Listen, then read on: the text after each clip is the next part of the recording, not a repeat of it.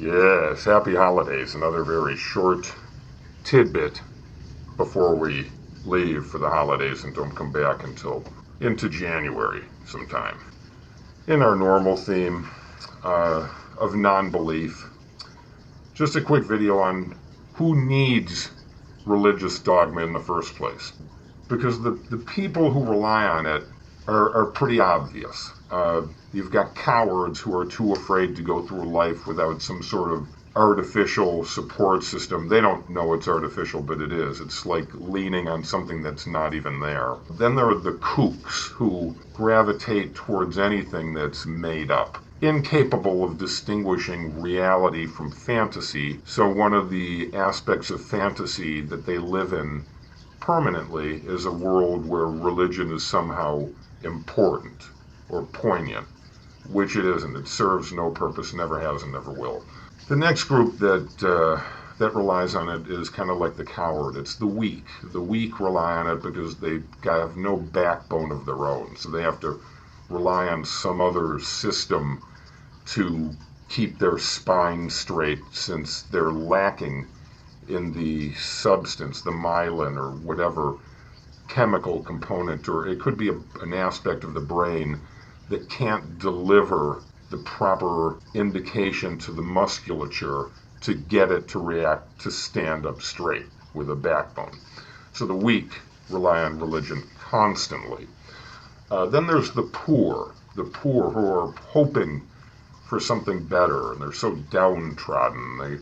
They feel beaten up on constantly and bullied and abused by life. So they think whatever's handed them this great brutality of beating down on them must, if they pray to it, make them win the lottery or find a better job or some other idiotic dream and belief, which is robbing them of the energy to actually put it somewhere else that might be productive. Then you have the stupid, who are just too fucking stupid to realize that if God could come from nothing, so could anything else, and that other thing would be the randomness of the universe and what it is.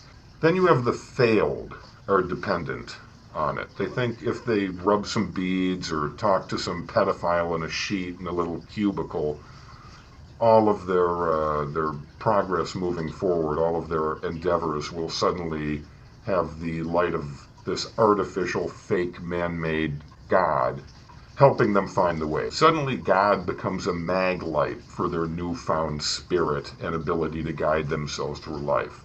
Just more bullshit. So the failed, heavily reliant on religion. Then you have the criminal, very reliant on religion. They're just criminal by nature. They're just lousy people. George Bush, murderer, absolves himself by whatever. Has his beads that he rubs to forgive himself, his pro-life self, for having invaded a non-threatening, non-provocative country and murdering hundreds of thousands of people and displacing millions of innocent people too, many of whom were children, infants, many, thousands of them.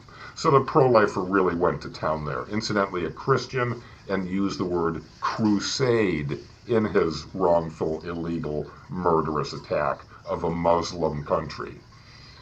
Fascinating how Christians in America can't figure out why Muslims despise them for attacking their countries unjustly and murdering hundreds of thousands of them.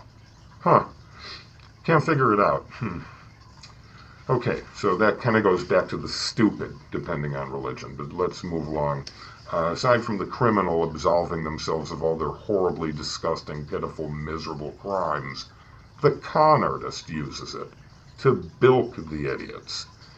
That way the con artists, the Falwells, all these evangelical clowns who are just liars, frauds, and scumbags, they take money from buffoons and idiots and kooks who are all too willing to just write over their checkbook. That's fine. You believe that if they write over the $13,000 they have to their life savings, suddenly God's going to rain down wealth upon them. Won't happen, never will, never has. The next are the kings who rely on religion. The heads of things, who want to manipulate the stupid people beneath them and get them to do their will or keep them in line or keep them stupid so they don't read what the tax receipt says, or any myriad of other failures on their part to stand up for themselves and actually thoroughly examine things that the kings are presenting. Like the Taliban. You're a Muslim kid, you have a terrible, terrible life, and the only thing you see is this miserable life ahead. So someone comes in, sells you a bunch of bullshit dogma, and you believe it, and you go out and you start doing these things as a fanatic. You're not actually part of Islam. You're just sort of fanatic fringe thing made up using the religion as a con game, the same way fanatical Christians do their murderous terrorism, which outweighs the number of Islamic. And the number of Christian terrorists in America far, vastly outweighs the number of Islamic terrorists that we have and have experienced.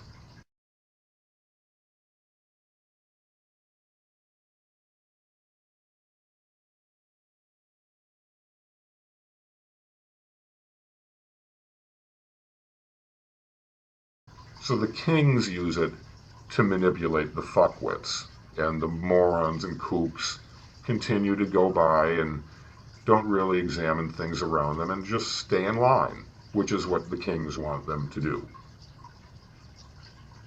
So there you have it.